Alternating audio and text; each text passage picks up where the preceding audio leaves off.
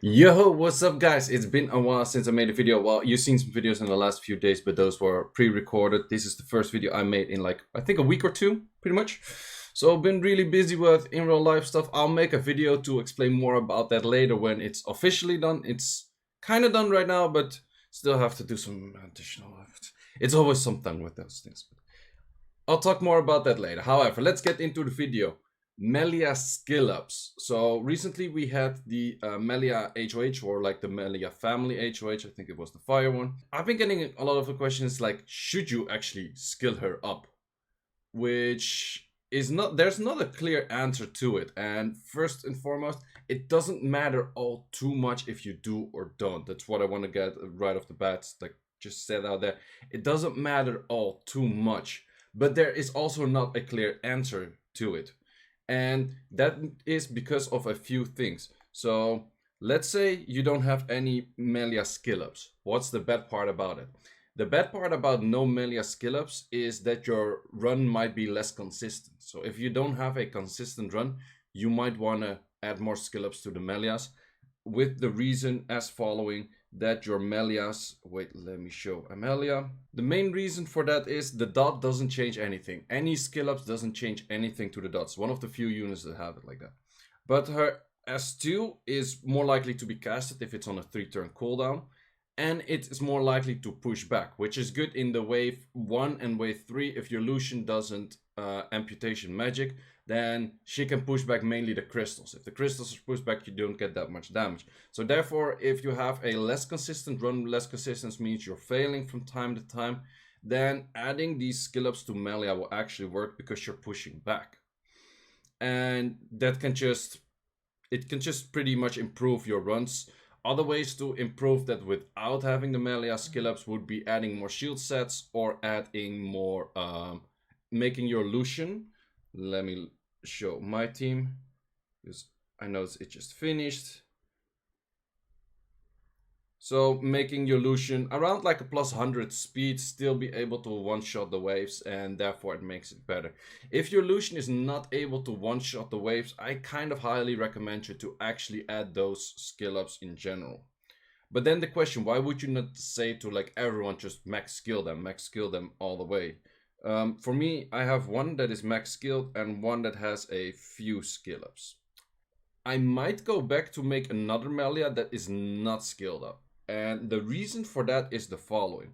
So let's say everything goes perfect unless until like the last stage. The thing is, the dots only explode when Tatu uses her S3 or the boss gets a turn. And the boss getting a turn, that's where the issue starts, right? So if you constantly push back like this, they're constantly pushing it back, push back, push back, push back. They're gonna push it back until it dies, or the moment Tatu finally gets her S3 up. But what if Tatu actually died because of like a counter? Then these fights I've seen like successful runs, no joke, of like 1 minute 40, 1 minute 50, which are pretty much just the boss fighting like the pushbacks of Melias. And at that case, it just takes very long. It might actually fail. So to prevent that, kind of, what is pretty important, to get your Tatu. Where is Tatu? Tatu on reduction from water damage, so she's less likely to die. Make her pretty tanky and those kind of things. So it's just some additional tips. But if you have too many skill ups and you already have a consistent run that gets you through the waves, so then for the final boss, it might actually be disbeneficial. Is that a word? Probably is a word. I don't know. Not benefiting if you have that many skill ups. And that's pretty much the gist of it. That's pretty much how it is, how it works. And I started noticing some slower runs throughout. And that was mainly, well, I had one issue that was really stupid. I think I farmed on it for like a week. No joke, a week. I was like, why are my runs getting so slow? Is that because of the Tatu like skill ups? No, it was actually not. But for some reason, some magical reason, I don't know how, what, why, when, or where, but for some magical reason, you have this thing that just reset. So they were hitting things, but it wasn't that slow because a lot of the skills are still AoE. But I was getting like 9 minutes for 10 runs. I was like, why is this so slow? And then still having the fastest run, which was 25 seconds. If everything just AoEs, it just still works. But yeah. Besides that, just some sidetracking. I have been trying to find a faster team than this, but it's so difficult. It's so difficult. Because the thing which I want to replace, sidetracking about the Melias, but okay, simply recap on the Melias. If your run is not that consistent, add more skill ups, it's probably more consistent. If it's consistent already, probably you want to have no skill ups, because skill ups help throughout the stages, no skill ups helps at the boss. That's simply the TLDR of like the whole thing. I could have started with that, whoever. But yeah, talking a little bit about like how would you make this team faster, because you kind of want to one-shot wave 1 and wave 3, and you kind of want to kill the middle boss and final boss in one rotation, which it's really easy to one of two, but not do both while having a perfect AI setup. So for example, going in with a Julie, I can easily make a Julie that can make any unit on perfect AI, which is like all enemies on like close to, let's say, 15 to 20% HP left. So any unit will use this as 3 afterwards. But the issue is that it will cost me another unit. So that other unit would have to replace a Melia, Seth, or a Tatu, pretty much. Because I still think Seth, Tatu, Melias are the best way to kill this boss.